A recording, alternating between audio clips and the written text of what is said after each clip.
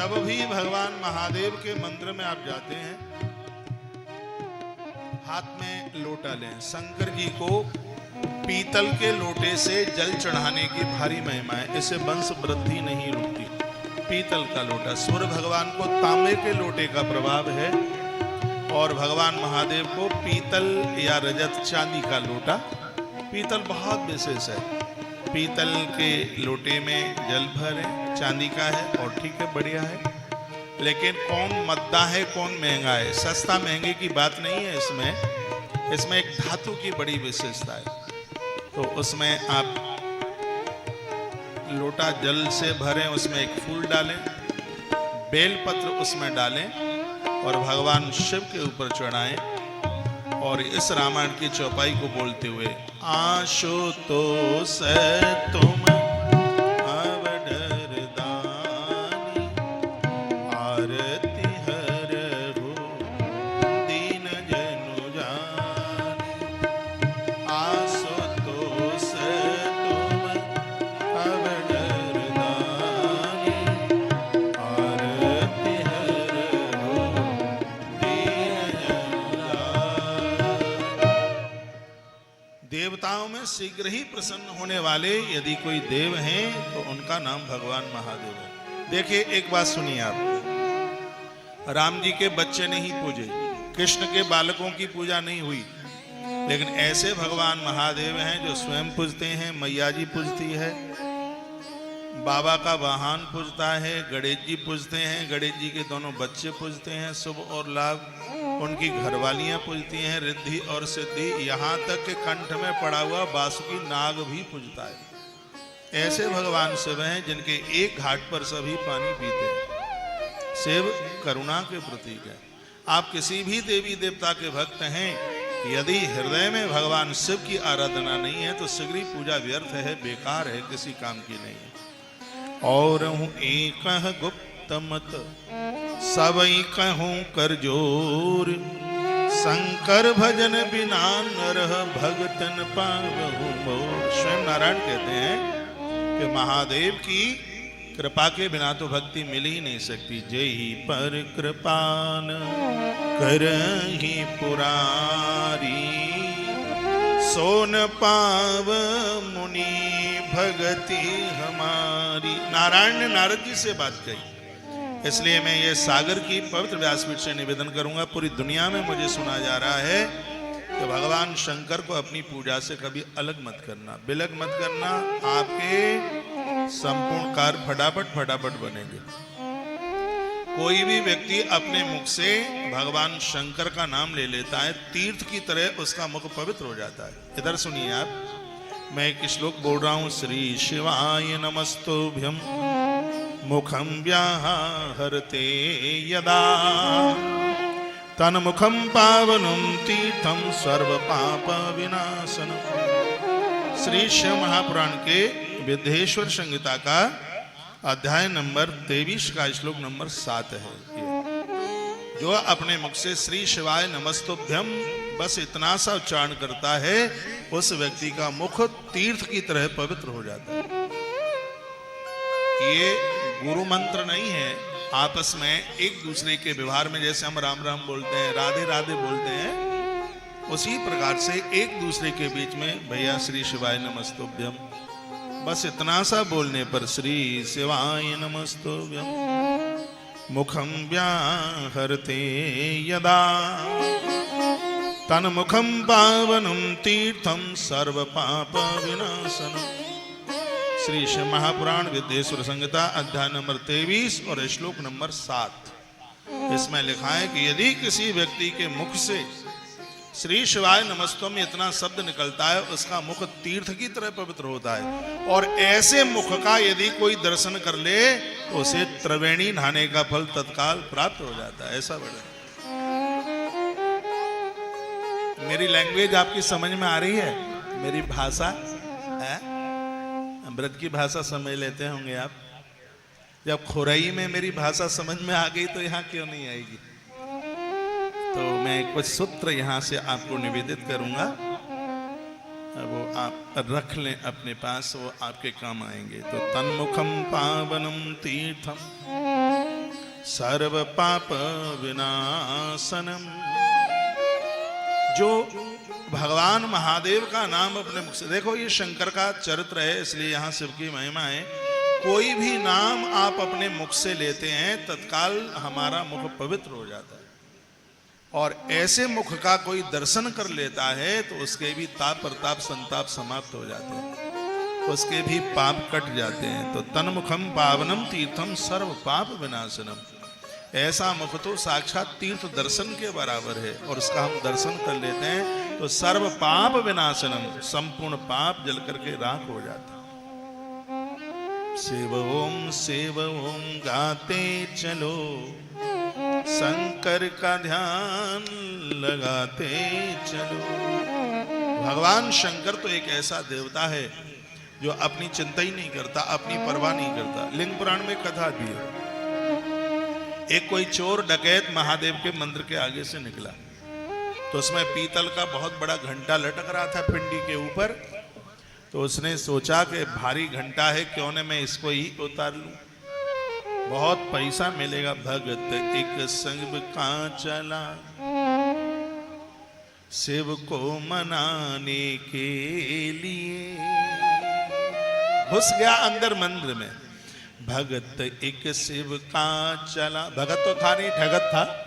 भगत एक शिव का चला, शिव को मनाने के लिए। शंकर जी के ऊपर उसने घंटा देखा, मंदिर में अंदर घुस गया। इतना लोभ मन में आया, घंटा ऊंचा था तो महादेव की पिंडी के ऊपर चढ़ गया। घंटा उतारने को पकड़ा तो घंटा गया बज, और जैसे ही घंटा बजा पिंडी में से महादेव प्रकट हो गए। कहा भगत वरदान मांगो, क्या चाहते? उसने कहा बाबा पत्थर में बैठे हैं, मुझे तो पता ही नहीं था, हाथ में आपके में त्रिशूल है, मुझे भय लग रहा है, मुझे मारिए मत, द्वारा से यह गलती नहीं करूंगा। भगवान ने कहा तू मेरा भगत है, मैं तेरे ऊपर अति प्रसन्न हूं। चोर ने कहा मैंने तो खुशी का कोई काम ही नहीं किया, मैं तो घंटा और चुराने को आ गया मंदिर में।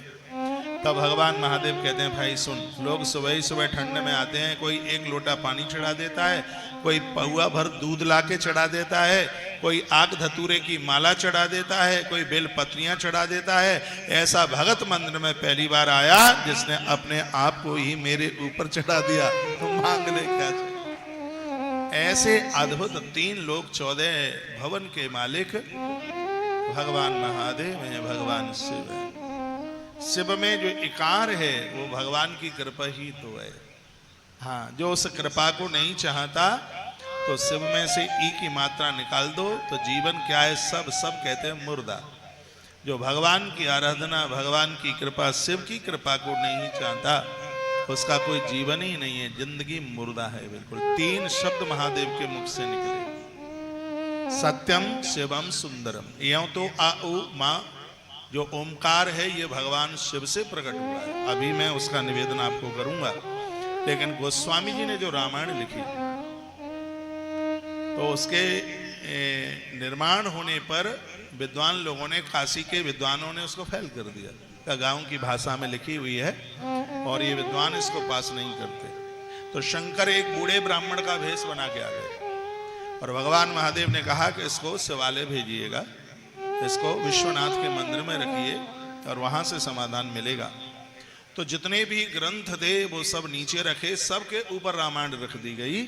सुबह ताला खोला गया तो रामायण नीचे थी और सब ग्रंथ थे ऊपर। अंदर से आवाज आ रही थी जितने भी ग्रंथ हैं रामायण उसकी नीम की ईंट है, उसका आधार है। पन्ना खोल के देखा तो महादेव के सिग्नेचर हो रहे थे, उसमें स्याही लगी थी शंकर की। क्या लिखा था? सत्यम शिवम सुंदरम। कहा था ये कि यह रामायण सत्य की तरफ, शिवम कल्याण की तरफ, सुंदरम यानी भक्ति की तरफ लेकर के जाएगी। यह है भगवान शंकर ने मोहर लगाई। शिव जिसको पास कर दे दुनिया में उसको कोई फेल नहीं कर सकता। शंकर जिसके ऊपर अनुग्रह कर दें तो ग्रहों की चाल बदल जाती है। रामायण में कथा आती है, पार्वती मैया का जब जन्म हुआ था तो नारद जी आए थे, उन्होंने हस्तरेखा देखी तो पूछा पिता ने कि क्या गुण दोष है? का अगुण अमान मातो पितुहीना उदासीन संशय सब छीना। इस बेटी को जो वर मिलेगा वो ठीक नहीं है, उसके अंदर दूषण, उसके अंदर दोष है। पिता परेशान, मैया मूर्छित होकर के नीचे गिर गई। पूछा गया कि कोई ऐसा उपाय है क्या कि बिना दोष वाला पति मिल जाए।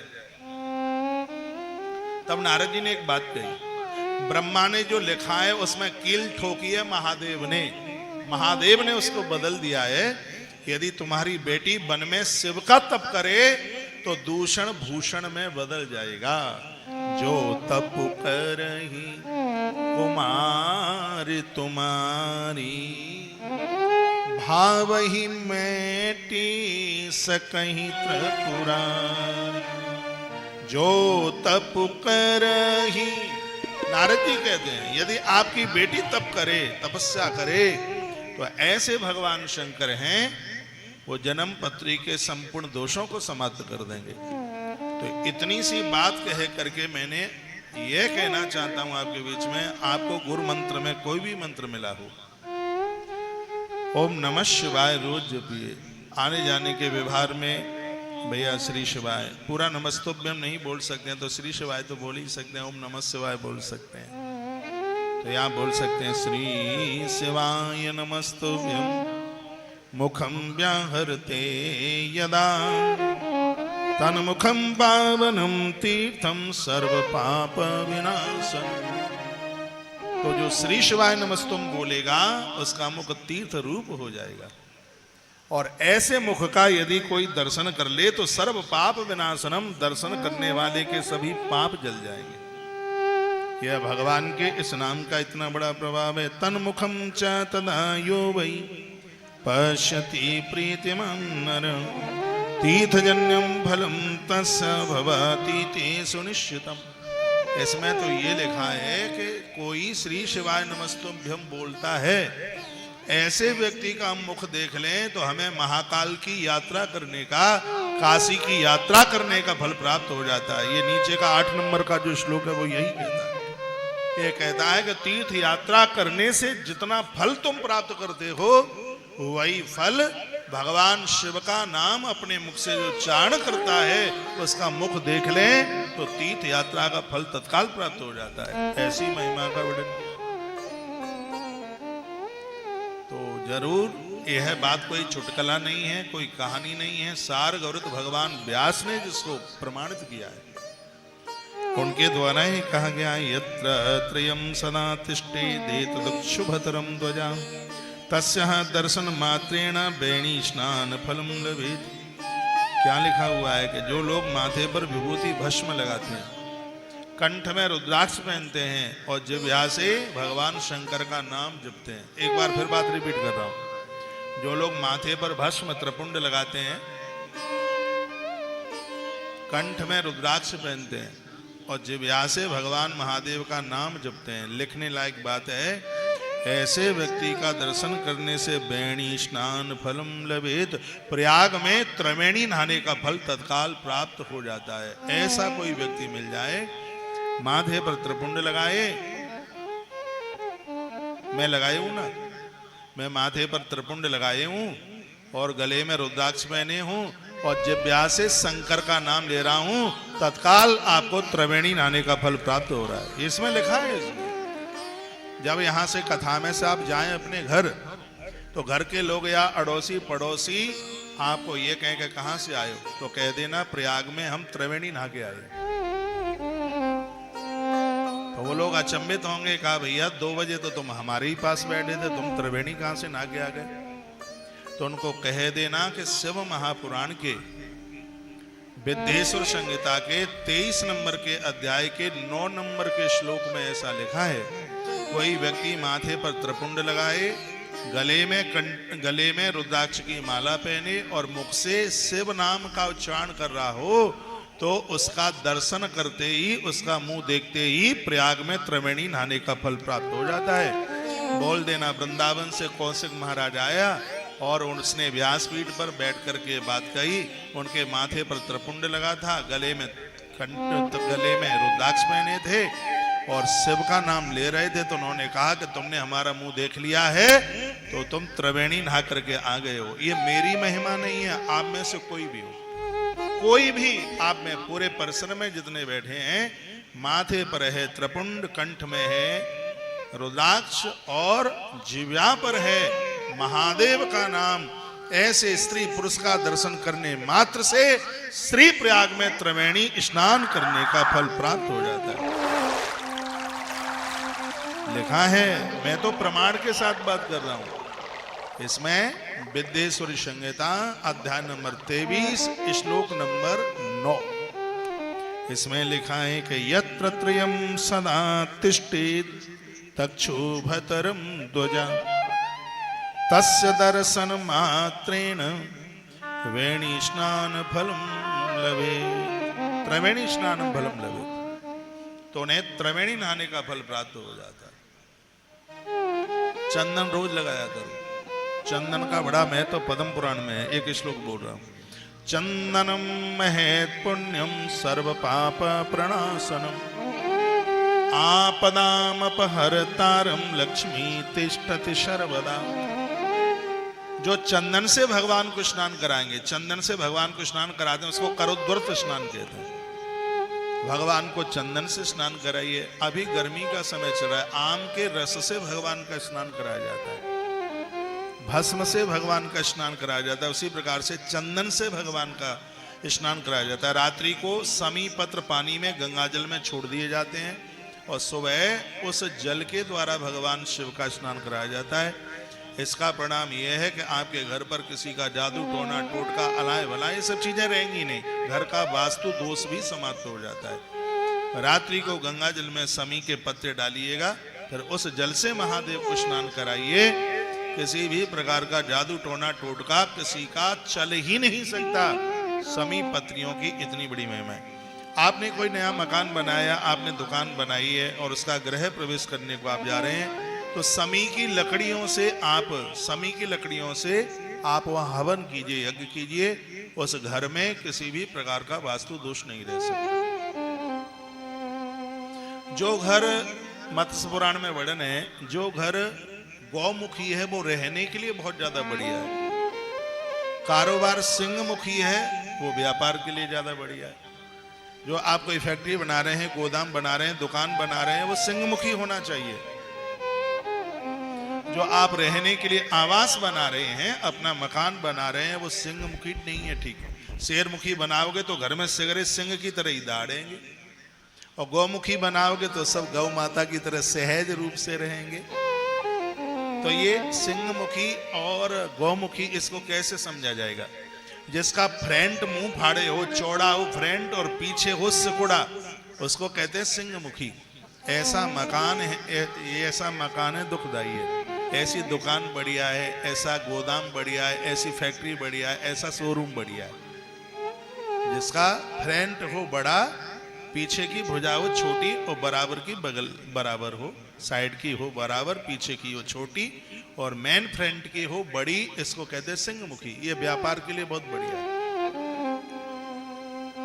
लेकिन आवास के लिए, मकान के लिए आगे की फ्रंट की भुजा हो छोटी और पीछे की हो बड़ी और साइड की हो बराबर, इसको कहते हैं गौमुखी। ऐसा मकान रहने के लिए बहुत अच्छा है। अब आप कहोगे हमने तो मकान है, हमने तो प्लॉट ऐसा ले लिया है जिसका फ्रंट है बड़ा, पीछे का है छोटा, तो उसको आप गौमुखी बना सकते हैं। कैसे बना सकते हैं? पीछे की जो भुजा है फ्रंट को, उसमें से दोनों साइड में थोड़ा थोड़ा कम कर दीजिए निर्माण के लिए। इधर भी पेड़ लगा दें, उधर भी पेड़ लगा दें, पीछे से आगे को छोटा कर दें, तो भैया ये गौमुखी बन जाएगा, बिल्कुल बन जाएगा गौमुखी। तो ऐसा मकान रहने के लिए बड़ा। अब जिसका जैसा बन गया है तो ऐसा भी वर्णन किया, ये कालिका पुराण में वर्णन है जो मैं निवेदन कर रहा हूँ। वो ये है कि समी की लकड़ियों से उस स्थान पर आप हवन यज्ञ कर देते हैं तो उस स्थान का वास्तु दोष समाप्त हो जाता है, उस घर में पीड़ा नहीं होती। कभी कभी लोग बाहर बड़े ठीक रहते हैं लेकिन घर में आते ही बीमार हो जाते हैं, घर में आते ही लड़ाइयाँ झगड़ा सब शुरू हो जाता है। आप बच्चों को देखेंगे बाहर सबसे इतने मिलजुल करके रहते हैं, पति बाहर इतने बढ़िया तरह से रहता है, घर में आता है तो ऐसा लगता है बच्चे मम्मी के पास कहते हैं मम्मी यमराज आया, वो इतना लड़ाकू इतना झगड़ालू, और ऐसा बिल्कुल ये बिल्कुल हो जाता है ऐसा। तो भगवान शंकर ऐसे देव हैं जहां पर भगवान शिव का पूजन होता है, वहां कोई दोष ही नहीं रहता। आपने प्लॉट ले लिया और वो बन नहीं रहा है, या बीच में अधूरा पड़ा है, कोई रोड़ा लग गया, किसी सरकारी वजह से भी रुक गया, या फंड की व्यवस्था नहीं थी इसलिए रुक गया, कभी कभी तो छत पड़ी रह जाती है, कॉलम खड़े रह जाते हैं। शुक्रवार के दिन उस जगह पर भगवान शिव का महारुद्राभिषेक कर दीजिए, रास्ते खुल जाएंगे। धरती की ऐसी कोई बड़ी समस्या नहीं है जिसका समाधान महादेव के पास नहीं है। भगवान शंकर ऐसे देवता हैं जिनके पास में भैया संपूर्ण समाधान है। और आज हम पहली बार सागर में आए हैं और आनंद यह हो रहा है कि भगवान भोलेनाथ की बात सुना रहे हैं, शंकर का डमरू बज रहा है, शंकर की चर्चा हो रही है। भागवत की तो कथाएं होती ही रहती हैं। तो भगवान भोलेनाथ हमारे जीवन का परम समाधान है। ऐसे शिव का रोज नाम लीजिएगा। पापा नाम लेगा तो बच्चे जैसे ही पापा का मुख देख लेंगे उनको तीर्थ यात्रा करने का फल प्राप्त हो जाएगा। मम्मी नाम लेगी तो बच्चे दर्शन कर लेंगे उस मुख का, तो शीघ्र ही तीर्थ दर्शन करने का, तीर्थ यात्रा करने का फल प्राप्त हो जाएगा। तो ये आप जरूर कीजिएगा, एक भी दिन मत रही। और एक बात मैं निवेदन करूंगा, यदि आप नित्य जप नहीं करते तो आप अपनी जिंदगी के साथ एक बहुत बड़ा धोखा कर रहे हैं। पैसा पूसा आपने कमाया, राजनीति में या तमाम क्षेत्रों में आपने काम किया, ठीक है, अच्छी बात है। अपने कल्याण के लिए आपको नित्य जप करना ही होगा। 24 घंटा होता है, 21 घंटा दुनियादारी के लिए दे दो, 3 घंटे भगवान को देने, अपना भी तो कल्याण चाहना है। 3 घंटा एक बार में नहीं दे सकते, 2 बार में नहीं दे सकते, तो 3 बार में दीजिए, पर दीजिए। 6 काम रोज किया करो, 6 काम आपको रोज करने हैं। प्रातः जागोगे तो बासे मुंह बिना नहाए हुए सबसे पहले मुख से भगवान का नाम लोगे। दूसरा काम है सूर्य उदय के 1.5 घंटे बाद तक आपको स्नान करना है। आलस से आपको नहाने नहीं देता। और गर्मी का समय चल रहा है, आज मैंने दमोह में बात कही, आप दोपहर में 12-1 बजे नहाते हैं, इससे 3 बीमारियां होती हैं, बात, पित्त और कफ। कफ बिगड़ेगा, फेफड़े गल जाएंगे, खत्म हो जाएंगे। बात बिगड़ेगा, थायराइड हो जाएगा, शरीर मोटा हो जाएगा, चमड़ी बढ़ जाएगी। यदि ऐसा हो गया तो हार्ट अटैक जैसी भयंकर बीमारियां जन्म ले लेंगी। और पित्त बिगड़ गया तो अंदर का सब सिस्टम खत्म हो जाएगा, लीवर, किडनी ये सब काम करेंगे नहीं, सो मरासू धरे रहेंगे। इसलिए अपनी जिंदगी के साथ चाहे जैसे आप समझौता कर लें, नहीं, बिल्कुल भी नहीं। इस समय गर्मी का टाइम है, जितनी सूर्य की किरणें बाहर निकल करके आएंगी उस समय आप नहाएंगे तो बुखार को एक शब्द में ताप कहते हैं, वो ऐसा बुखार आवेगा कि वो टूटेगा नहीं, सर्द गर्म की बीमारी होगी। अपने स्वास्थ्य का ध्यान रखिए। और आप कहते हैं, मेरी एक डायरी है, मैंने उसमें कुछ लिखा है। आप कहते हैं कि हमारे पास में समय नहीं है। आपके पास टाइम तो है, लेकिन आदतों में इतना खोट है, इतने लापरवाह हैं, इतने आलसी हैं, इतने प्रमादी हैं, करने को बिल्कुल तैयार नहीं है। ये हमारे अंदर बहुत बड़ी कमजोरी है और ऐसा बिल्कुल भी मत कीजिए। 6 दोष व्यक्ति को, युवा को, बूढ़े को, सबको समाप्त कर देते हैं। 6 दोष जिंदगी में नहीं होने चाहिए। सागर के पवित्र व्यास मंच से ये बात मैं बोल रहा हूँ। आइए, रिकॉर्ड करने के लायक बात है, अपने मोबाइल में रिकॉर्ड कर लीजिए। युवा वर्ग बैठा है यहाँ, बच्चे बैठे हुए हैं, युवा भाई लोग बैठे हैं, बेटियां बैठी हैं। ये 6 दोष जिंदगी को खत्म कर देंगे। इनको अपने आस पास मत रहने दीजिए। क्या क्या है ये? षड्दोषा पुरुषेण हातव्य अभूतिमिच्छता, निद्रा, तद्रा, भयम, क्रोध, आलस्यम, दीर्घ सूत्रता। ये 6 हैं। 6 में सबसे पहला है वो ये है कि नींद। आप चाहे जब सोते पड़े रहते हैं, दिन की नींद आयु का शोषण करती है, रात्रि में नींद न लें तो भी जिंदगी खत्म होती है। आप उतने ही स्वस्थ रहेंगे जितनी ज्यादा से ज्यादा आप रात में अपनी नींद पूरी करेंगे। जैसे बिना समय का फल जीवन को खत्म कर देता है। समय का फल में केला एक ऐसा है जो हर ऋतु में मिलता है, इसलिए इसको ऋतु फल कहते हैं। सब्जी में एक ऐसा आलू है हर ऋतु में मिल जाता है, लेकिन कुछ दालें हैं बिना समय की आप यूज करते हैं। जैसे मूंग की दाल गर्मियों की आप यूज करेंगे, बाजरा आप गर्मियों का यूज करेंगे, तो ये हमारे जीवन को खत्म कर देगा। जिस प्रकार से बेसमय का अनाज हमारे जीवन को खत्म करता है, बेसमय की सब्जियां हमारे जीवन को खत्म कर देती हैं, उसी प्रकार से दिन की नींद भी हमें समाप्त कर देती है। शरीर उतना ही स्वस्थ ज्यादा रहेगा जितना आपकी नींद रात में पूरी होगी। और रात्रि में आपकी नींद तब पूरी होगी जब आप बिफोर 10 o'clock 10 बजे से पहले और सुबह 5 बजे से पहले जागने की कोशिश करें। रात्रि को 10 बजे तक सोने की कोशिश कीजिए। यदि आपको बढ़िया जिंदगी जीनी है, ये परिवार के, खानदान के, मित्र, यार, दोस्त 2 बार आपको अस्पताल देखाएंगे, तीसरी बार जाने का नाम नहीं लेंगे। यदि शरीर पड़ा रह गया तो आज बीमारियां इतनी फैल रही हैं, हर तीसरे व्यक्ति को डायबिटीज है। क्यों है? क्योंकि लापरवाह बन रहे हैं। इसलिए इस समय आप खूब धड़ाधड़ धड़ल्ले से आम खा रहे हैं, केमिकल वाला आम खा रहे हैं, उसको केमिकल से ही पकाया जा रहा है। इतनी जोर से ये डायबिटीज को बढ़ाने वाला, और आप समझ नहीं रहे। आपको आम खाना है तो रात को पानी में डालिए, पूरी रात भर पड़ा रहे, तब उसको सुबह यूज कीजिए। इन सब्जियों में रात्रि को इंजेक्शन लगता है, इतनी बड़ी लौकी सुबह इतनी बड़ी हो जाती है, और वह आप आराम से दनादन आप खाने में लगे। अपने स्वास्थ्य का ध्यान रखिएगा, मेहनत आप कीजिए, परिणाम भगवान के ऊपर छोड़िए। 6 बातें मैं निवेदन कर रहा हूं, यदि 6 दोष जीवन में आ गए तो जिंदगी बिल्कुल खत्म हो जाएगी। मैं तो इन 6 को अपने पास तक नहीं आने देता। जिसमें सबसे पहला है नींद। नींद रात्रि में पूरा कीजिए आप, और दिन में ज्यादा देर तक आप सोते रहेंगे, जीवन कबाड़ा हो जाएगा, बिल्कुल खत्म हो जाएगा। सूर्य की किरण निकले उससे पहले बिस्तर छोड़ने की आदत डालिएगा, नहीं तो यह दोष हमारा जीवन खत्म कर देगा। दूसरा शब्द है जिसका नाम है तंद्रा। तंद्रा कहते हैं थकान। काम करते हुए आपको थकान हो रही है, इसका मतलब आप बीमार हैं। काम करने वाले व्यक्ति के पास तो थकान नाम का शब्द होता ही नहीं है। मैंने आज तक कभी भी अपने मुंह से ये शब्द निकाला नहीं कि मैं थक गया हूं। मैंने ये तो कहा होगा कि अब आप सब लोग जाइए, मुझे नींद सी आ रही है, मुझे सोना है। धोखे से भी मेरे मुंह से शब्द निकलता नहीं है कि मुझे थकान हो गई है। मेहनती व्यक्ति को कभी थकान होती ही नहीं है। यदि आप थक रहे हैं तो इसका मतलब है आप बीमार हैं।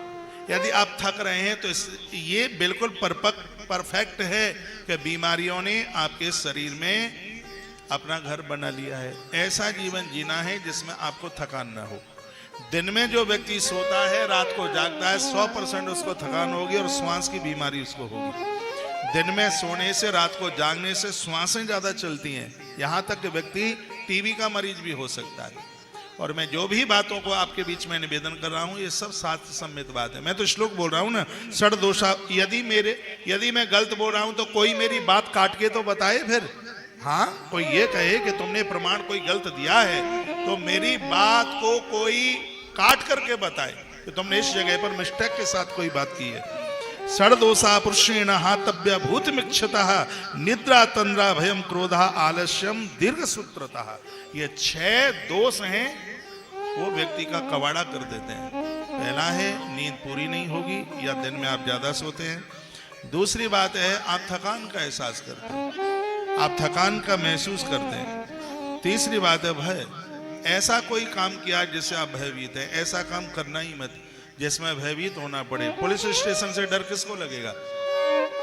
जिसने अपराध किया है। हमारे और आप जैसे लोगों को पुलिस का भय नहीं लगता। अब तो हमारे मित्र की तरह, वो अपने परिवार की तरह, क्योंकि हमने कोई गलत काम नहीं किया है। वो व्यक्ति समाप्त हो जाएगा जिसके जीवन में कोई न कोई भय, चाहे चोरी का भय हो, चाहे टैक्स का भय हो, चाहे बिजली की चोरी का भय हो, और चाहे कुकर्मों का भय हो। भय तो भय ही है। जो कुकर्म कर बैठेंगे क्या वो निर्भय होकर के रह सकेंगे?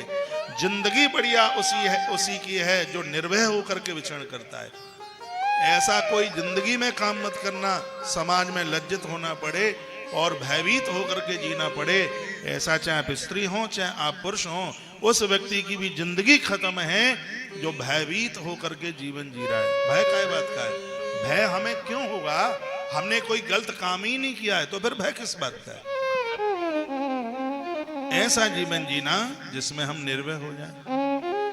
यदि किसी भी प्रकार का हमें भय है तो हमारे पास में दोष चल के आ गया, ये जिंदगी ठीक नहीं है। और चौथे नंबर की बात कही गई है जिसका नाम है अति क्रोध, गुस्सा जिसे कहते हैं।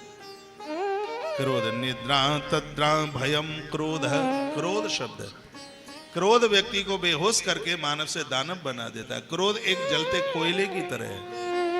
जलता हुआ कोयला हाथ में लोगे किसी के ऊपर फेंकने के लिए, हो सकता है सामने वाले पर ना गिरे, लेकिन हमारा हाथ खराब हो जाएगा, खत्म हो जाएगा। तो हमारे स्वभाव में क्रोध नहीं होना चाहिए। क्रोध व्यक्ति को जड़ सहित खत्म कर देता है। मंदोदरी ने तो बड़ा विरोध किया था इसका। श्रीमद् भगवत गीता में भी इसका विरोध है। कामात् क्रोधाय कामात् क्रोधा विजायते। कामनाएं पूरी हो जाती हैं तो लोभ आ जाता है, अधूरी रह जाती है तो क्रोध आ जाता है। क्रोध को राक्षस का, क्रोध निशाचर है। इससे बचने की कोशिश कीजिए। अच्छा खान पान आपका रहेगा, संगति आपकी अच्छी होगी, अच्छे लोगों के पास आप रहेंगे तो सबसे पहले आप क्रोध जीत लेंगे। क्रोध को जीतने की जरूरत है। आज की कथा में से प्रमुख पॉइंट, ये लीक पॉइंट नहीं है, प्रमुख चीप पॉइंट है। ये लीक पॉइंट नहीं, चीप पॉइंट। क्रोध नहीं करना है, बिल्कुल नहीं करना, और ऐसा आप कर सकते हैं। इससे बचिए नहीं, ये हमारा कबाड़ा कर देगा। और अगली बात कही जा रही है, 5 नंबर की बात है जिसका नाम है आलस्य। आलसी व्यक्ति बहुत तमोगुणी होता है, आलस्य नहीं। सुबह वो लोग नहीं जग पाते हैं जो आलस्य में पड़े रहते हैं। काम करने का उत्साह होना चाहिए, आलस्य नहीं। मैंने देखा आज के युवा बच्चे 10 बजे जाएंगे अपना ऑफिस तो 9:45 बजे जगेंगे। 15 मिनट में नहाना धोना खाना पीना भागना सब 15 ही मिनट में होगा। कभी कभी घटनाएं घट जाती हैं, गलत हो जाता है, दिक्कत हो जाती है। इतना समय लेकर के चलिए, आलसी मत बनिए। एक कोई व्यक्ति मुझे कहते हैं रात भर सो नहीं पाया। मैंने कहा क्यों? बोलता है कमरे में लाइट जल रही थी। मैंने कहा बंद कर देते। कहता है कि स्विच आगे वाले की दीवार पर था, मेरे बेड के बगल में नहीं था, अब वहां जाना पड़ता, मैं नहीं खड़ा हो पाया। एक व्यक्ति कहता है कि आज रात में मेरा पेट फूल गया। मैंने कहा क्यों, ऐसा कैसे हो गया? वो बोलता है मैं बाथरूम नहीं गया। मैंने कहा क्यों नहीं गया? कहा इसलिए नहीं गया, बाथरूम कमरे के बाहर था इसलिए। तो 100 आलसी मरे और एक पैदा हुआ, ऐसा भी है। आलस्य जीवन का कबाड़ा कर देगा। आज की कथा की दक्षिणा में इसको यहीं छोड़ के जाना, इसको संग लेके मन जाना अपने घर। उत्साह होना चाहिए। उत्साह के साथ तो आप फूल की तरह खिल जाते हैं। आलस्य नहीं। आलस्य क्यों होगा? आपके पास आलस्य नहीं होगा तो आप बूढ़े जल्दी नहीं होंगे। आलसियों को बुढ़ापा जल्दी घेर लेता है। इस बॉडी से करते रहिए। मशीनें भी जिनको चलाया नहीं जाता, छोड़ दिया जाता है, वो जल्दी डैमेज हो जाती हैं, खत्म हो जाती हैं। और जिस दिन आपने ये सोच लिया हम बूढ़े हो गए अब तो कुछ करना ही नहीं है, उस दिन चारपाई पर लग जाओगे। अपने उत्साह को मजबूत करते रहिए, घूमते रहिए, टहलते रहिए, समाज के काम करते रहिए, लोगों को विचार देते रहिए, ये जरूरी है। तो ये मैंने 5 बातें बताई। और छठवां बहुत इंपॉर्टेंट है। छठवां क्या है? दीर्घ सूत्रता। आज के काम को कल के ऊपर मत डालिए। आज का काम आज ही करना है, कल नहीं। काल करे सो आज कर, आज करे सो अब। ये संस्कृत का श्लोक है। निद्रा तद्रा भयम क्रोधः आलस्यम दीर्घ सूत्रता। दीर्घ सूत्रता का मतलब है कि आज का काम लंबे समय के लिए छोड़ दें पेंडिंग में, कल कर लेंगे। कल, वो कल तो कभी आती नहीं है, तो कल ही कल में कबाड़ा हो जाएगा। इसलिए आज के कामों को आज ही करना है। दीर्घ सूत्रता, लंबे समय के लिए छोड़ना नहीं है। समझ में आ रहा है? अलसस्यासीद मनुष्याणाम शरीरस्थो मां रिपु। आलस्य को तो मनुष्य का बहुत बड़ा रिपु यानी शत्रु माना गया है। तो ये 6 सूत्र यहाँ व्यासपीठ से निवेदित किए जा रहे हैं, इनको अपने पास में रहने नहीं देना है बिल्कुल भी। आइए मैं वही प्रसंग में आपको लेके आ रहा हूं जहां पर मैं चर्चा कर रहा था कि तस्य दर्शन मात्रेण वेणी स्नान फलम लभे।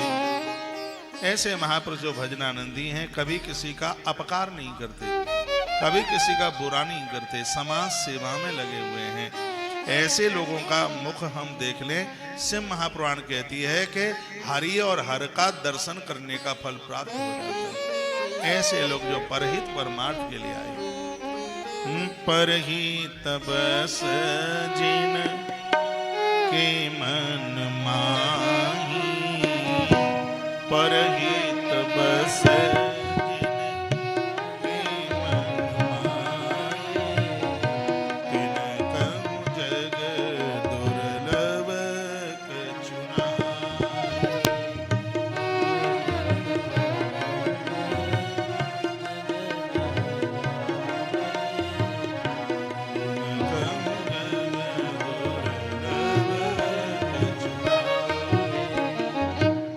अष्टादश पुराणेषु व्यासस्य वचनद्वयम् परोपकाराय पुण्याय पापाय परपीडनम्। भगवान व्यास ने 18 पुराण बहुत कुछ लिखा। सभी पुराणों का सार 2 शब्दों में लिखा हुआ। हमारे पुराणों की श्लोक संख्या चतुर्लक्षम 4 लाख।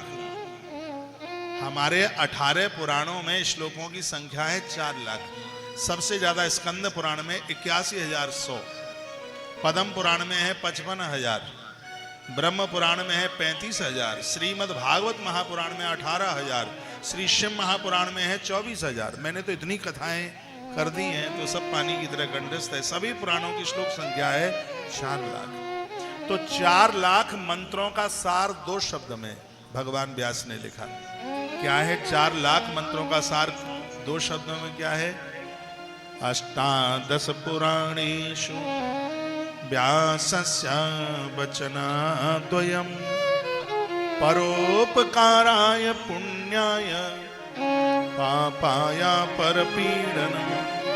वो कहते हैं परहित परमार्थ के समान पुण्य नहीं है, और किसी को परेशान करना, किसी को तृषित करना, किसी को कष्ट देना, इससे बड़ा पाप नहीं। तो हमसे कोई दुखी न हो, दुर्बल को न सताइए, जाकी मोटी हाय, मुई खाल की चाम सो लोभ भस्म हो जाए। यहाँ पर सजग समझदार लोग बैठे हैं, तो मैं उनको बड़ा आग्रह पूर्वक निवेदन करूंगा, आप ब्याज ले रहे हैं, बुरा नहीं है, लेकिन उल्टा पुल्टा ब्याज ले रहे हैं, ये दर पीढ़ी को समाप्त कर देगा। आज लोगों को अपराधों से भय नहीं है, बच्चों को करोड़पति बनाना चाहते हैं। हमारे गांवों की कहावत है, बूढ़ो मरे चाहे जवान, हमें हत्या सो काम, पैसा आना चाहिए कैसे भी आए। आज लोग ऐसे पैसा के पीछे पड़ गए हैं जैसे बाबा तुलसी हनुमान जी के पीछे पड़ गए थे। ऐसे पैसा पैसा पैसा पैसा पैसा पैसा हो कैसे? जैसे साग में नमक हो वैसे। सब्जी में नमक ज्यादा डाल दोगे तो वो बेस्वाद हो जाएगी। जिंदगी में धन भी ज्यादा हो जाएगा तो जिंदगी बेस्वाद हो जाएगी। कैसे हो जाएगी सुन लो।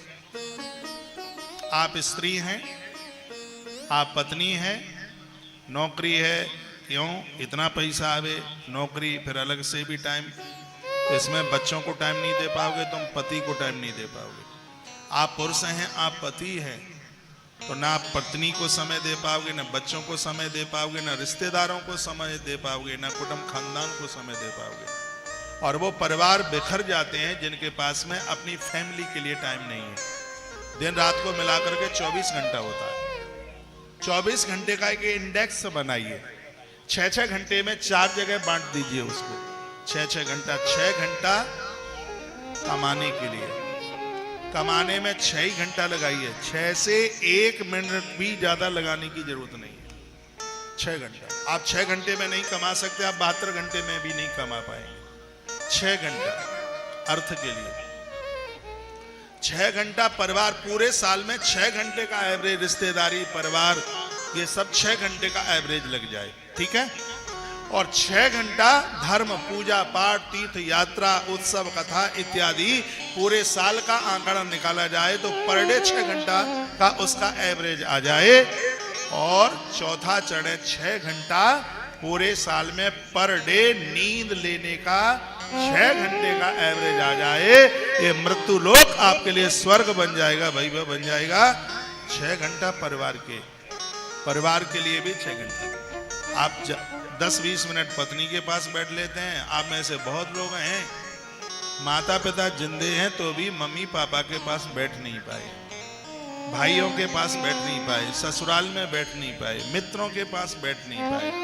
जिंदगी का एक इंडेक्स बनाइए। सब कुछ पैसा ही नहीं होता, जीवन में व्यवहार भी है कोई है। ये लोग आपको बड़ी मुश्किल से मिले हैं, या हमें पूछो, हमने ग्रंथों में पढ़ा हरिवंश पुराण में, क्या बच्चे ऐसे ही मिल जाते हैं? वो तो किसी ने कह दिया सुत दारा और लक्ष्मी पापियों के घर होए। ससुपाल जैसा पैसा सबको मिल जाता होगा, लेकिन जनक जैसा पैसा सबको नहीं मिलता। मैं कहूंगा धृतराष्ट्र का दुर्योधन जैसा बेटा सबको मिल जाता होगा, लेकिन मां देवकी का कृष्ण, कौशल्या का राम जैसा पुत्र ये बिना पुण्यों के मिलता नहीं है। ये क्या कोई ऐसे ही मिल जाएगा? आज आपको बच्चे मिले, पत्नी मिले, पति, जब जिंदगी में एक दूसरे दोनों रहते हैं तब एक दूसरे को समझ नहीं पाते, फिर कोई एक चला जाता, फिर रोते आदमी बड़ा बढ़िया था। इनको समय दीजिए। हमारे ग्रंथ कहते हैं पैसा हो ठीक है, पैसा इतना जिससे आपका व्यवहार चलता रहे। साईं इतना दीजिए जामे कुटुंब समाय, मैं भी भूखा ना रहूं। जिनके पास करोड़ों की दौलत है उनके यहां से लोग भूखे जाते हैं, पानी के लिए भी नहीं पूछा जाता। जिनके पास खूब पैसा है उस घर में पुरुष भूखा जाता है, और ये बहुत बड़ा कुछ संकेत है। घर से कोई भूखा जाए, बच्चे भूखे जाते हैं, पति भूखा जाता है, होटलों की सड़ी सड़ाई खाते रहते हैं। पैसा बड़ा है, रविवार के दिन तो घर में चूल्हा नहीं जलता, पितर लोग खून चूस लेते हैं जिनके घर में चूल्हा नहीं जलता था। तो ऐसी गलतियां मत कीजिए। जीवन का एक इंडेक्स बनाइए, समय दीजिए, आनंद हो जाए। घर से आप जाते हैं, लड़के बन जाइए। मैं एक बड़ी अच्छी बात आपके बीच में बोल रहा हूं, वो बात यह है, जैसे मंदिर में आप जाते हैं, प्रसन्न होके जाते हैं। मंदिर में आप मुक्ति के लिए नहीं जाते, मुझे पता है। मंदिर में जाते ही विमान ऊपर से आ जाए, जय विजय आ जाए नारायण के पार्षद, और जैसे आदमी मंदिर से निकले और उसी समय उसको पकड़ लिया जाए। वो कहे क्या कर रहे हो? कहा तुमने मंदिर का दर्शन किया है तो आपको इतना फल मिल गया है कि अब लड़का बच्चों से छुट्टी होगी, अब तुम ऊपर जाओगे। मंदिर से निकलते ही 1-2 को ऊपर ले जाया जाए तो पूरे देश के मंदिरों में ताला डल जाएगा, कोई मंदिर जाएगा ही नहीं, क्योंकि वो घर छोड़ना ही नहीं चाहता। इसलिए तो लोगों को मुक्ति की जरूरत नहीं है, मंदिर में लोग पैसा मांगने के लिए जाते हैं। कि सुख संपत्ति घर आवे, कष्ट मिटे तन का, कष्ट मिटे तन का, सुख संपत्ति घर आवे, सुख संपत्ति घर आवे, कष्ट मिटे तन का। ओम जय जगदीश हरे, ओम जय जगदीश हरे। श्री राधे। हेलो,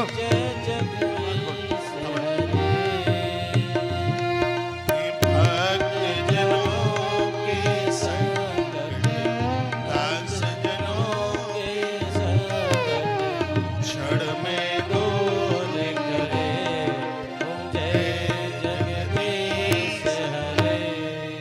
वो तो आता है तो भगवान से पैसा मांगता है। बस इतनी सी बात मैं कह रहा हूं। मंदिर का भगवान तुम्हें पैसा देता है तो तुम्हारी नौकरी या तुम्हारा कारोबार भी तुमको पैसा देता है। जिस प्रसन्नता से मंदिर जाते हो उतनी ही प्रसन्नता से आप अपने काम पर जाइए तो आपका कर्म तुम्हारी पूजा बन जाएगा, आराधना बन। ऐसा कुछ किया जाए, ऐसा जीवन जिया जाए तो ऐसी जिंदगी जीने में बहुत आनंद है। तो ऐसा जीवन जिए कि हमसे किसी का अशुभ ना हो, हमसे सबका शुभ हो। हमसे किसी का अशुभ ना हो, हमसे किसी का बुरा ना हो। हमसे लोग उजड़ने नहीं चाहिए, हमसे लोग बसने चाहिए। बहुत लोगों ने लोगों को उजाड़ दिया और बहुत आप में ऐसे लोग बैठे होंगे जिनके पुरखों ने गरीबों को जमीन दे दी, उनको बसा दिया, उनको जगह दे दी, जिसको स्थान दे दिया। तो वो तो भगवान की तरह, वो देवताओं की तरह। तो तदर्शनम यथा बेणी नोवयोरंतरम मनात् एवं यो न विजानाति स पापिष्टो न संशय। जो कभी भगवान का नाम नहीं लेते, कभी अच्छे कर्म नहीं करते, लोगों के सहयोग नहीं बनते, परहित परोपकारी नहीं बनते, ऐसे लोगों का मुंह देखने से पुण्य क्षीण हो जाते हैं। अच्छे लोगों का मुंह देखने से त्रिवेणी नहाने का फल मिलता है, तो घटिया लोगों का मुंह देखने से भैया हमारे पुण्य भी क्षीण होते हैं। महात्मा चाणक्य ने बड़ी अच्छी बात कही चाणक्य नीति में, अध्याय नंबर 7। हाँ, बड़ी अच्छी बात वो बोले हैं। वो कहते हैं सकटम पंच हस्तेन 10 हस्तेन वाजिनाम हस्ती सत हस्तेन देश त्यागेन दुर्जनम। इस श्लोक का अर्थ है बैल से 5 हाथ दूर रहो, घोड़े से 10 हाथ दूर रहो, हाथी से 100 हाथ दूर रहो। जो घटिया किस्म के लोग हैं, यदि पड़ोस में बसते हैं तो मकान बेचकर दूसरी जगह चले जाओ, उस मोहल्ले में गली में मत रहो। बिल्कुल ऐसे लोगों का संग करना ही नहीं। ऐसे घटिया लोग जो पाप कर्म करने के लिए जन्मे। व्यभिचारिणी स्त्री के पास मत रहना, व्यभिचारी पुरुष के पास नहीं रहना। आपको मालूम है हमारे ग्रंथ कहते हैं कि पति बहुत पूज्य है, वंदनीय है, बुरा ना लगे। पति बिगड़ा है, चरित्रहीन है, उसके पास चरित्र नहीं है, कुकर्मी है, गैर स्त्रियों का संग करता है, नारी को ऐसे पति को छोड़ने में किसी भी प्रकार का पाप नहीं लगता। ये हमारे ग्रंथों में लिखा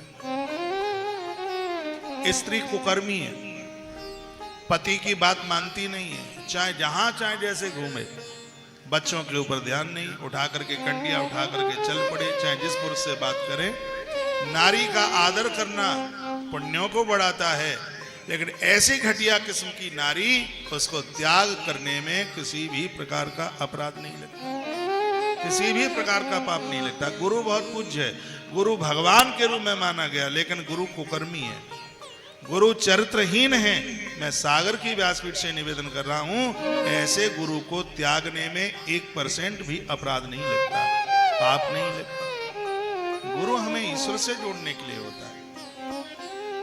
गुरु इस धरातल का वो ज्ञान है जिसको प्राप्त करके शिष्य अजर अमर हो जाता है। गुरु की परिभाषा से पुराण में है, जो शिष्य का गौरव बढ़ा दे उसे गुरु कहते हैं, और जो गुरु के अनुशासन में रहे उसे शिष्य कहते हैं। शिव पुराण में वर्णन है। तो शिष्यों को गुरुदेव के अनुशासन में रहना चाहिए और गुरुओं को ऐसा जीवन जीना चाहिए जिसकी वजह से उनके शिष्यों का गौरव बढ़े।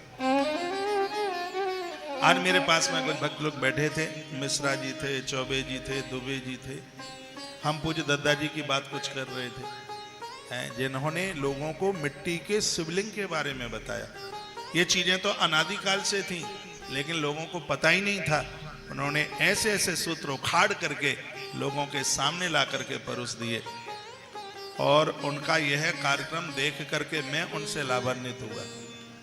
मैंने उनका एक संस्कार टीवी पर कार्यक्रम देखा था, और व्यक्ति वही काम करे जिसके करने की छाप लोगों के ऊपर पड़े, उनको देखकर, दद्दा जी को देखकर के हमने भी मध्य प्रदेश के बालाघाट जिले में, शहर बालाघाट में बहुत बड़ा आयोजन किया। और आप सत्य मानिए, मैं आपको प्रसन्न करने के लिए बात नहीं बोल रहा हूँ और ना मुझसे चापलूसी वाली कोई बात आती है। 11 दिन का कार्यक्रम था। हर रोज हमने दद्दा जी का स्मरण करके शिवलिंगों का निर्माण कराया। 11.25 करोड़ शिवलिंग बनाने का संकल्प था। 12 करोड़ 85 लाख बने। 12 करोड़ 85 लाख शिवलिंग बने। शिवरात्रि पड़ी थी, एक ही दिन में 3.5 करोड़ शिवलिंग एक ही दिन में बन गए। ये उनसे सीखा हमने। गुरजन एक ऐसा, आप बड़े भाग्यशाली हैं, दद्दा मंडल के भक्त लोग यहाँ पर बैठे हैं। ये बड़ा भाग्य है। बड़ी मुश्किल से अच्छा गुरु मिलता है। और याद रखना, गुरु का शरीर छूटता है, गुरु की आत्मा नहीं। गुरु प्याऊ की तरह है, गुरु अग्नि की तरह है, गुरु आकाश की तरह है, गुरु धरती की तरह है। जैसे आकाश समाप्त नहीं होता, अग्नि समाप्त नहीं होती, धरती समाप्त नहीं होती, उसी प्रकार से गुरु की सत्ता भी कभी समाप्त नहीं होती। गुरु किसी न किसी रूप से अपने शिष्य के साथ होता। गुरु की कृपा का अनुभव किया जाता है। यदि किसी महात्मा की कोई बात आपको अच्छी लग जाए पंडाल में, तो हृदय से भावना ये होनी चाहिए कि इनके होठों पर बैठकर हमारे गुरुजी हमारे प्रश्न का समाधान कर गए हैं। ये भावना होनी चाहिए। पूज्य स्वामी विवेकानंद जी महाराज जी भारत भ्रमण में निकले। कुछ समय पहले परमहंस जी दुनिया छोड़ के चले गए थे, तो बड़े दुखी थे। स्वामी विवेकानंद जी पूरे भारत भ्रमण के लिए वो निकले। यूपी में एक जगह पड़ती है शाहजहांपुर, तो वो किसी परिसर में बैठे तो किसी साधु की बात उनके गले उतर आई। उन्हें बहुत अच्छा लगा। रात्रि को जैसे ही वो सो रहे थे तो आधी रात्रि को परमहंस कुटिया में प्रकट हो गए। शरीर तो छूट गया था उनका, वो प्रकट हो गए कुटिया में और उन्होंने ये बात कही थी, कहा विवेक सुन, यदि किसी महात्मा की कोई वाणी तुझे आत्मसात कर दे, तुझे अच्छी लगे, तो समझ लेना कि उस साधु के होठ पर बैठकर तेरा गुरु परमहंस ही उस बात का समाधान कर रहा है। ये परमहंस जी ने, रामकृष्ण परमहंस जी ने बात की। तो गुरु तो कभी मरता ही कहाँ है। गुरु मेरी पूजा गुरु गोविंदा, गुरु मेरा पार ब्रह्मा, गुरु भगवंता, गुरु मेरी पूजा गुरु गोविंदा, गुरु ब्रह्मा, गुरु भगवंता। ओहो गुरु मेरी पूजा गुरु गोविंदा, गुरु मेरा मार ब्रह्मा, गुरु भगवंता। ओहो गुरु गोविंदा, आवाज बोलो। गुरु पार ब्रह्मा, गुरु भगवंता। गुरु मेरी पूजा गुरु गोविंदा, गुरु मेरा मार ब्रह्मा, गुरु भगवंता। पूजा गुरु भगवंता, गुरु मार ब्रह्मा, गुरु भगवंता।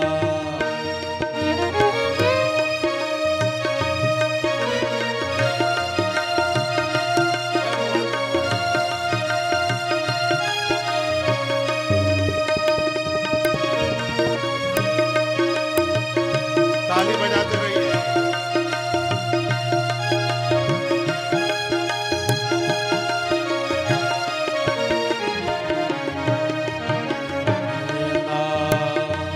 गुरु भगवंता, गुरु पार ब्रह्मा, गुरु भगवंता।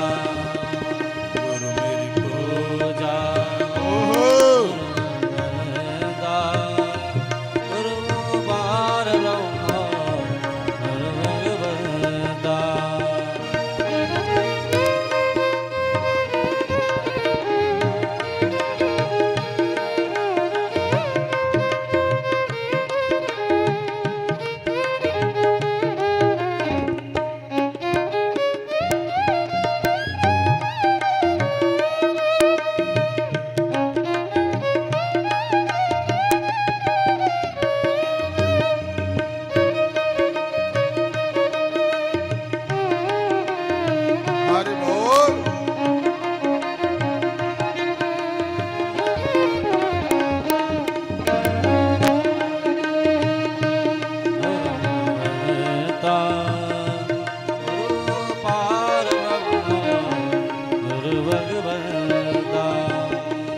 गुरु मेरा ज्ञान, गुरु मेरा ध्यान, गुरु मेरा ज्ञान, गुरु मेरा ध्यान, गुरु गोपाल, गुरु भगवान। ओहो गुरु मेरा ज्ञान, गुरु भगवान। ओ गुरु मेरी पूजा, गुरु भगवान, गुरु पार ब्रह्मा, गुरु भगवान। ओहो गुरु मेरी पूजा, गुरु भगवान, पार ब्रह्मा, गुरु भगवान।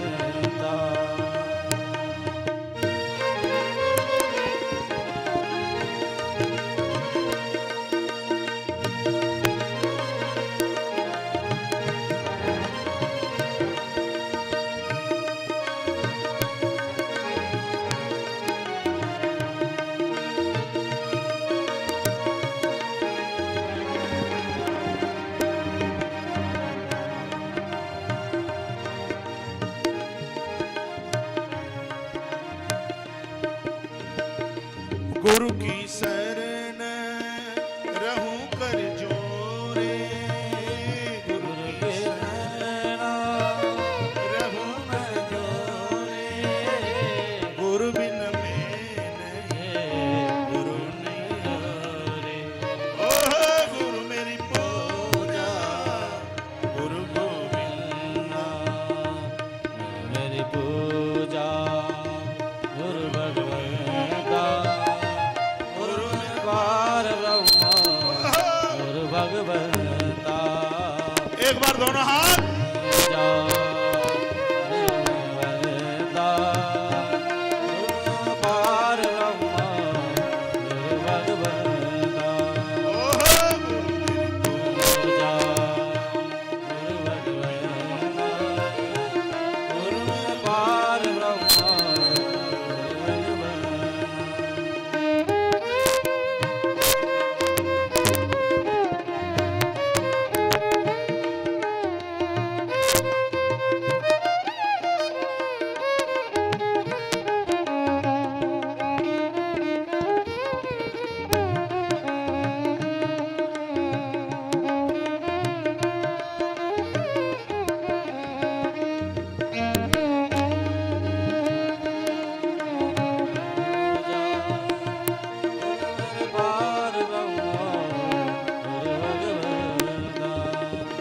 गुरु बहुतारे भव से उबारे, गुरु बहुतारे भव से उबारे, गुरु शिवा से यम छुटकारे, गुरु शिवा से यम बंधारे। गुरु मेरी पूजा, पार ब्रह्मा, गुरु भगवता। पूजा, गुरु भगवता, पार ब्रह्मा, गुरु भगवता। पूजा, गुरु भगवता, पार ब्रह्मा, गुरु भगवता। गुरु मेरी पूजा, गुरु भगवता, पार ब्रह्मा,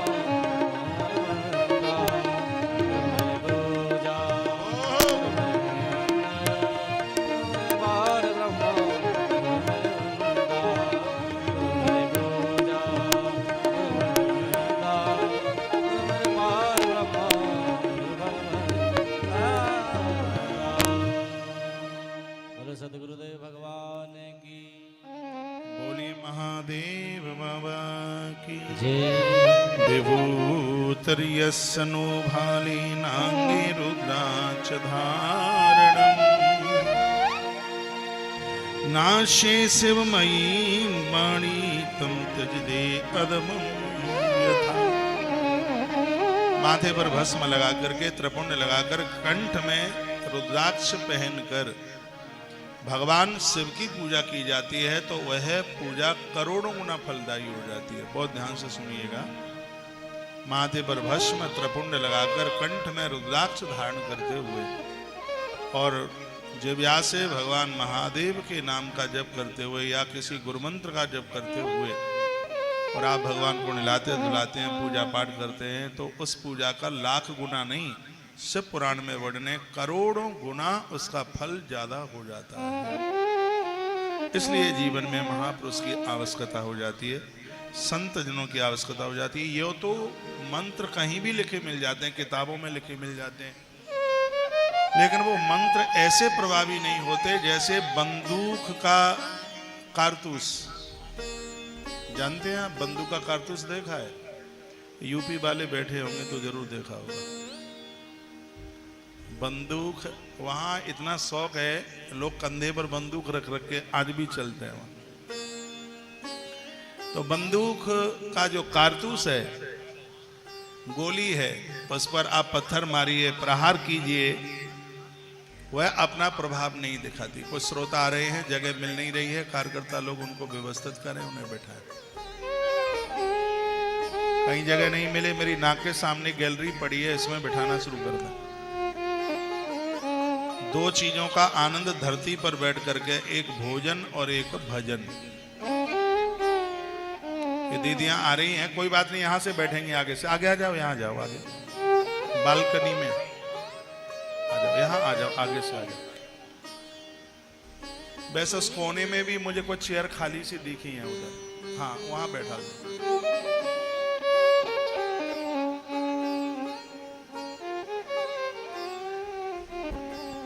इधर का तो मोहल्ला पूरा भरा है, शायद है पूरा भरा है, इधर वाला खाली है। ये देखो छगन मोहल्ला इधर खाली है, इधर देखिए, सुनिए। बड़ी सुंदर बात ये मुझे लगी है, इसमें लिखा है तिलक लगाकर, कंठी माला पहनकर, भगवत नाम जप करके अब जो भी पूजा पाठ सत्कर्म करते हैं उसका करोड़ों गुना फल हो जाता है।